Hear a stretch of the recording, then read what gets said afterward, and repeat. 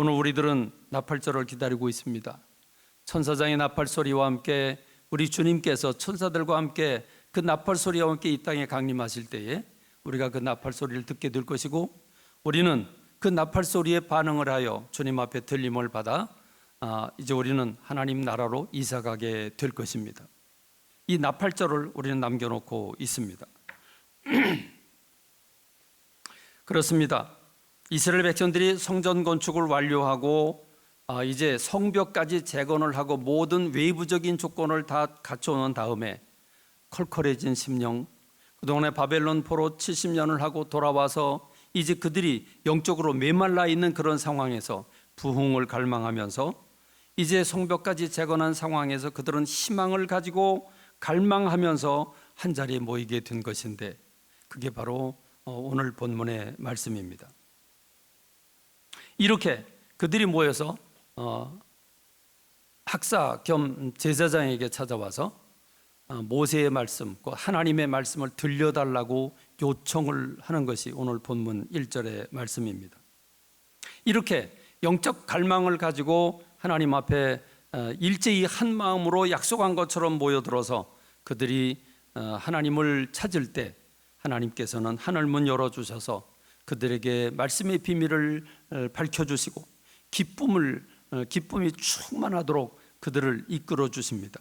이래서 영적인 부흥이 일어나게 된 것입니다. 그렇습니다. 사랑하는 우리 광염의 성도 여러분, 이스라엘 백성들이 자원하여 스스로 모여서 영적 갈망을 가지고 부흥을 갈망한 것처럼 부흥이 일어나려면 부흥을 갈망하여야 합니다. 부르짖어 기도하고 부흥을 달라고 갈망하면서 주님 앞에 부흥을 노래하여야 됩니다. 우는 아기에게 젖을 물리게 되어 있습니다. 배고픈 사람이 밥이 맛있게 먹을 수 있게 됩니다. 갈망이 없는 곳에 하나님의 역사는 일어나지 않습니다. 그러나 사모하는 곳에 그 영혼을 만족하게 하신 분이 우리 주님이신 줄로 믿습니다. 이스라엘 백성들은 방해가 심함에도 불구하고 53일 동안 이를 악물고 그들은 성벽을 완공하고 난 다음에 이제 안전한 가운데 그들은 예루살렘 성전에 일제히 모여서 하나님의 말씀을 사모하게 됩니다. 에스라에게 율법책을 가져다 달라, 하나님의 말씀을 들려달라고 요청을 한 것입니다. 왕이 명령해서가 아닙니다. 선지자가 모이라고 명령한 것도 아닙니다. 통지서를 각 가정에 보낸 게 아닙니다. 그들은 이 절기를 잊지 않고 모든 외부적인 요소가 완공되자 영적인 갈망을 가지고 약속한 것처럼 한자리에 모이게 된 것이고, 그들이 말씀을 들려달라고 요청하게 된 것입니다. 갈망해야 합니다. 기도하기를 사모해야 하고 말씀 듣기를 간절히 사모해야 됩니다. 벌써 25년 정도 된 때 일인데 중국 심양에 여러 목사님들이 함께 방문을 하게 되었습니다. 거기 조선족 교회와 그 삼자교회 여러 교회를 방문하기로 일정을 잡고 아침에 준비를 하고 있는데, 그런데 그 심양의 조선족의 성도들이 성경책을 손에 들고 꾸역꾸역 우리 한국 목사님들이 계신 곳으로 몰려들었습니다. 무슨 일인가 그랬더니 한국에서 한국 목사님들이 왔다고 말씀을 들려달라고 그들이 온 것입니다. 그들을 모이라고 소집하는 광고를 하지 않았습니다. 그들에게 강의를 할 계획이 전혀 없었습니다. 그런데 그들은 단지 한국 목사님들이 왔다고 하는 한 가지 사실만 생각하고 그들은 말씀을 사모하면서 성경 말씀을 들려달라고 모이게 된 것입니다. 저는 그래서 목사님들에게, 목사님들은 예정대로 그러면 프로그램을 진행하시라고, 나는 그러면 남아서 이들에게 말씀을 전하겠다고, 그래서 그들에게 말씀을 전하는데, 그때 그 며칠간 그들이 하나님의 말씀을 얼마나 사모하는지, 정말 꿀과 같이 달게 그 말씀을 받는 그 모습을 보고 제가 큰 감동을 받은 적이 있습니다. 또 한 번은 양구에 부흥회를 인도하러 갔을 때 한 젊은 부인이 아기가 자꾸 칭얼거리니까 그 예배를 방해하니까 같이 있을 수가 없었습니다. 그래서 그 아기를 데리고 바깥으로 나갑니다. 그리고 그 아기를 어르죠. 그런데 그 부인이 안으로 들어오지 못하니까 그 강대상 부근에 가까운 창문, 그 창문, 열린 창문, 그때 여름이었는데 열린 창문에 목을 길게 빼고 그 아기를 한편으로 얹으면서 그 말씀을 놓치지 않겠다고 그렇게 목을 빼고 그러고 말씀을 사모하는 그 성도를 바라볼 때 얼마나 마음이 뜨거워졌는지 모릅니다. 그렇습니다. 부흥이 일어나려면 갈망이 있어야 합니다. 우리 광염교회 성도들이 부흥을 갈망하게 되기를 간절히 소망합니다. 뜨겁게 기도하면서 부흥을 달라고 부르짖는 성도들이 되기를 간절히 소망합니다. 말씀을 들려달라고, 왜 요즘 큐티하지 않느냐고, 성경 공부 그룹을 더 만들자고 말씀을 들려달라고 여러분들이 요청해야 되는 줄로 믿습니다. 요한복음 7장 37절로 38절의 말씀을 보면 예수님께서 예루살렘 성전의 초막절을 지키기 위해서 모인 사람들에게 이렇게 외치고 있습니다. 누구든지 목마르거든 내게로 와서 마시라. 나를 믿는 자는 성경의 이름과 같이 그 배에서 생수의 강이 흘러 나오리라 했습니다. 누구든지 목마르거든 갈망이 있어야 물맛도 있습니다. 배가 고파야 밥맛이 있습니다. 그렇습니다. 주님은 누구든지 목마르거든 내게로 와서라. 그럼 마셔라. 그러면 그 배에서 생수의 강이 흘러나리라고 말씀하고 있습니다. 지금 우리 광염교회는 부흥을 사모할 때입니다. 여러분 각 개인의 부흥이 있기를 간절히 소망합니다. 여러분 영혼마다 기쁨이 넘치고 생명력이 넘치고 부흥의 역사가 일어나길 간절히 소망합니다. 우리 교회가 부흥하기를 간절히 소망합니다. 이스라엘 백성들이 성전을 재건하고 성벽을 완공하고 이제 외적인 준비가 다 마쳤을 때 일제히 모여들어 말씀을 사모하고 하나님의 하늘문 열어서 말씀을 깨닫게 할 때 그 기쁨이 넘치는 것처럼 오늘 우리 교회도 이 부흥의 역사가 일어나기를 간절히 소망합니다. 새 교회도 좋습니다. 예배당도 넓어지고 오는 사람마다 아름다운 교회고 좋은 교회라고 다들 부러워하고 있습니다. 새 목사님도 좋은 목사님도 오셨습니다. 이제 예전의 마음 버리고 새 마음을 가지고 부흥을 갈망하고 부흥을 맛보는 우리 광염교회가 되기를 주님의 이름으로 축원합니다. 그러기 위해서 부흥을 위해서 우리가 먼저 해야 될 일은 우리 자신의 죄와 허물과 과오를 깨닫고 그걸 시인하고 인정하며 하나님 앞 고백하고 사람들 앞에 고백하는 것, 이것이 우선 되어야 됩니다. 예레미야 9장 1절의 말씀을 보면 그달 스무 나흘에 이스라엘 자손이 다 모여 금식하며 굵은 베옷을 입고 티끌을 무릅쓰며 모든 이방 사람들과 절교하고 서서 자기들의 죄와 조상들의 허물을 자복하고 이날에 나 4분의 1은 그 자리에 서서 그들의 하나님 여호와 율법책을 낭독하고 나 4분의 1은 죄를 자복하며 그들의 하나님께 경배했다. 그리고 큰 소리로 주님께 부르짖었다라고 말씀하고 있습니다. 여러분 이렇게 하는데 어찌 부흥이 일어나지 않겠습니까? 하나님 우리 모두가 우리 영혼이 살아 움직이길 원하고 계십니다. 생명력으로 넘치기를 원하고 계십니다. 생기가 넘치고 기쁨이 넘치고 생명력이 넘치기를 우리 주님이 원하고 계십니다. 그런 면에서 부흥은 자신의 허물과 죄를 깨닫고 진정으로 회개할 때 비로소 하늘 문이 열리게 되어 있습니다. 이스라엘 백성들은 금식했다고 했습니다. 금식은 음식을 끊는 것입니다. 음식을 끊으면 육체를 가진 사람은 죽습니다. 그러므로 금식을 했다는 것은 목숨을 내놓는 결심이 있었다는 것을 말해주고 있습니다. 해도 좋고 안 해도 좋은 게 아니라 목숨까지 내놓으면서까지 결단하면서 그들이 하나님 앞에 부흥을 갈망했다는 것입니다.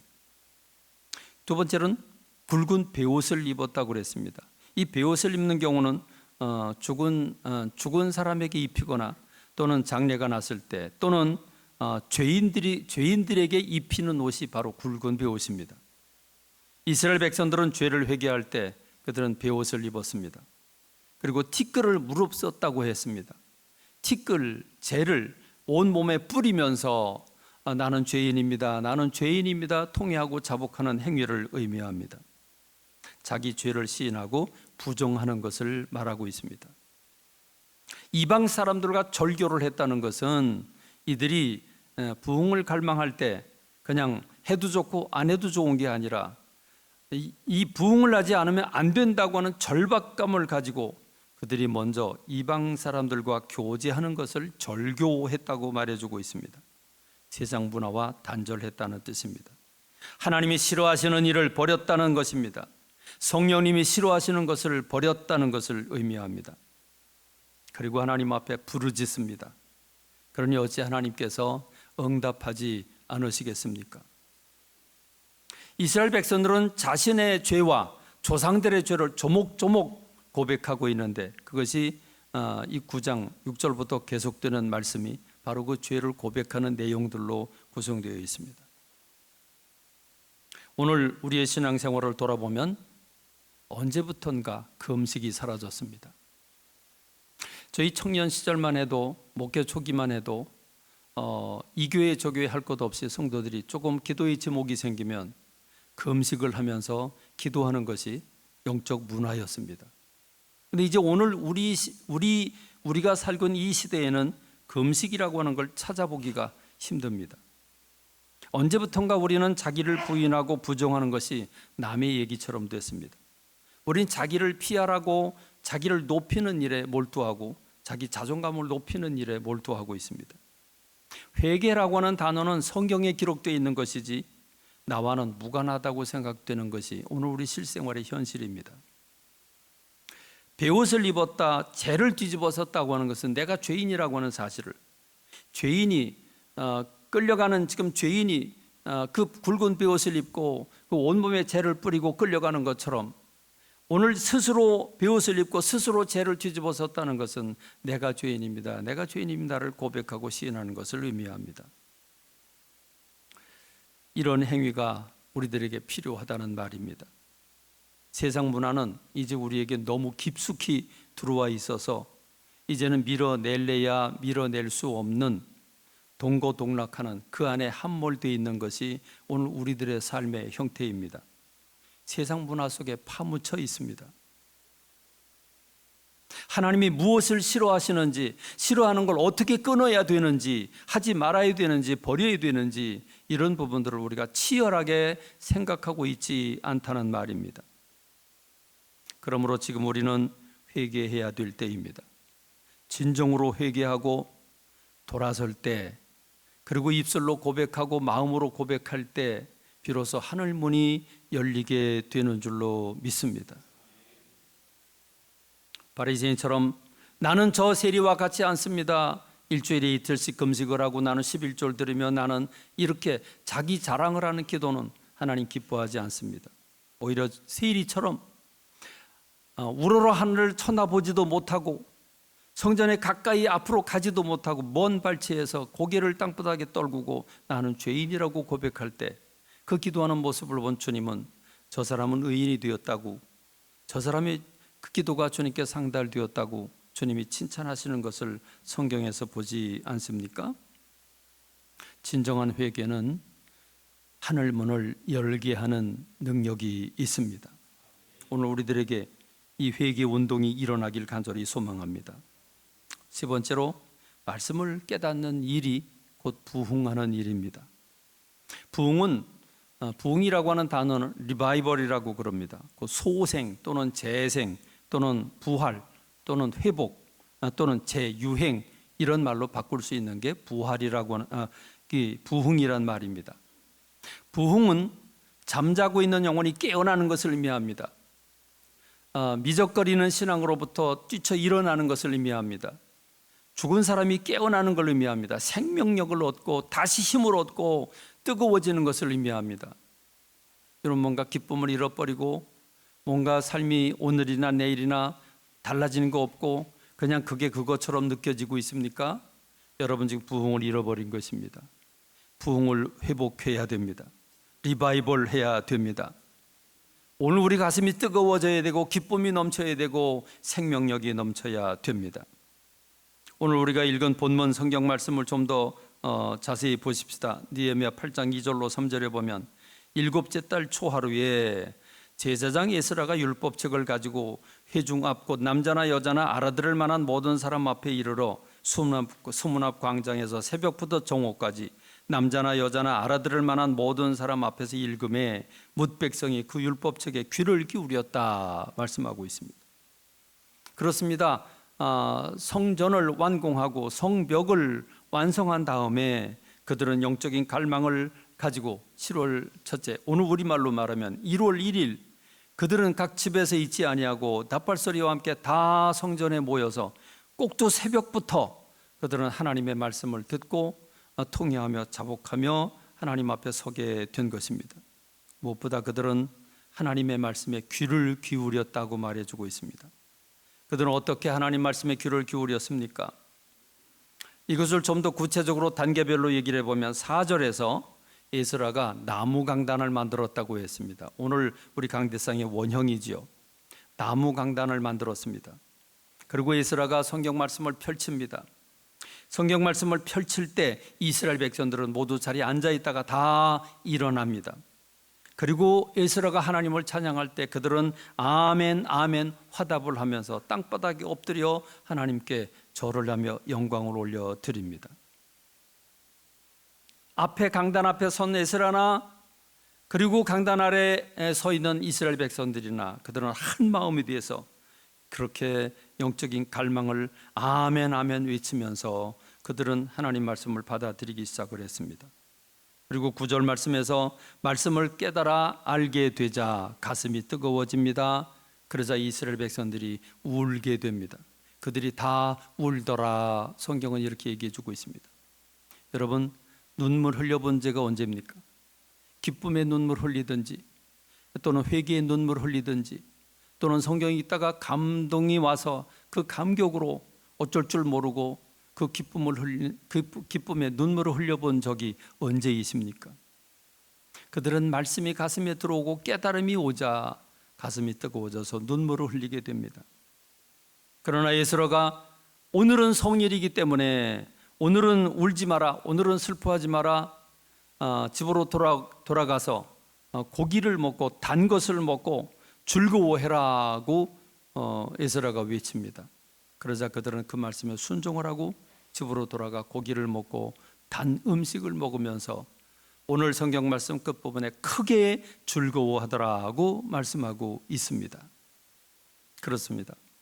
이것이 바로 7월 1일 곧 새해 새해 첫날 나팔소리와 함께 일제히 모인 그들이 꼭두 새벽부터 하나님 말씀을 사모하고 서서 그 말씀을 하루 종일 내내 들으면서 그들은 그 말씀에 깨달음이 오자 기뻐 춤을 추게 된 것입니다. 부흥의 결과는 무엇입니까? 부흥의 결과는 느헤미야 8장 12절입니다. 느헤미야 8장 12절 우리 다 같이 읽어보겠습니다. 모든 백성이 곧 가서 먹고 마시며 나누어 주고 크게 즐거워하니 이는 그들이 그 읽어 들려준 말을 밝히 알미라 그랬습니다. 여러분, 세상에서 가장 소중한 것은 깨달음을 얻는 것입니다. 깨달음을 얻는 순간 가슴이 뛰게 돼 있고 삶이 변화되게 돼 있습니다.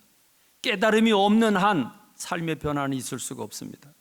그런데 하나님이 하신 말씀, 이 하나님이 하신 말씀이 깨달아지니까 그들이 삶이 변화되고 기쁨이 넘치게 된 것입니다. 저는 목회자로서 평생 말씀을 전하고 살았지만 제일 안타까운 사람들이 있습니다. 말씀을 동일하게 받지만 전혀 깨닫지 못하는 분들, 그런 분들은 너무 안타까운 분들입니다. 말씀을 듣고 오히려 여러 가지 불편한 마음을 하는 분들, 가장 불행한 분들입니다. 그런 말씀을 받으면서 기쁨이 넘치는 분들, 그분들은 행복한 분들입니다. 그렇습니다. 말씀을 받고 깨달음이 오자 먹고 마시고 나누어주고 크게 즐거워하니 이는 그들이 그 읽어준 말씀을 밝히 알미라고 했습니다. 행복이란 무엇입니까? 우리가 추구하는 행복은 어떤 물질 개념이 아니죠. 행복이란 영적 개념입니다. 기쁨이 충만한 상태를 행복이라고 말합니다. 그렇습니다. 즐거움이 넘치고 기쁨이 넘치는, 그래서 에덴 동산, 주체할 수 없는 기쁨이 넘치는 동산, 주님이 우리에게 복을 주셨다고 하는 것은 기쁨이 넘치게 되었다고 하는 것입니다. 그 기쁨이 넘치는 상태가 우리는 행복하다 이렇게 말을 하는 것입니다.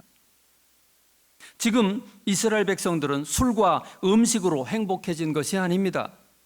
그들은 말씀을 듣고 깨달음이 오니까 기쁨이 넘치게 되었습니다. 그들은 지금 여행을 가고 남다른 경험을 함으로써 행복해진 것이 아닙니다. 그들은 지금 승진하고 돈을 많이 벌어서 행복한 감정을 가지게 된 것이 아닙니다. 지금 이스라엘은 남들이 자기들을 알아주니까 으쓱거리는 마음에, 자랑하는 마음에 행복해진 것이 아닙니다.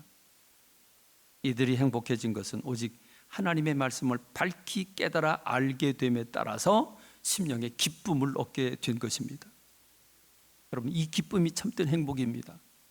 이 기쁨이 부흥을 일으킵니다. 이 말씀에 대한 깨달음과 그 말씀이 내 안에 들어와서 나를 움직여 나를 깨트리고 나를 회복시키고 새로운 진리를 깨닫고 하늘을 쳐다보게 하고 내 삶을 바꾸게 만드는 원동력, 그 부흥의 원인, 그것이 바로 말씀을 깨닫게 하는 것이고 말씀을 깨달을 때 기쁨이 넘치게 되는 것입니다. 마음속에서 뻥 뚫린 기쁨이 찾아옵니다. 말씀을 읽다가 진리를 하나 발견하면 얼마나 기쁜지 이리 뛰고 저리 뛰고 하게 됩니다.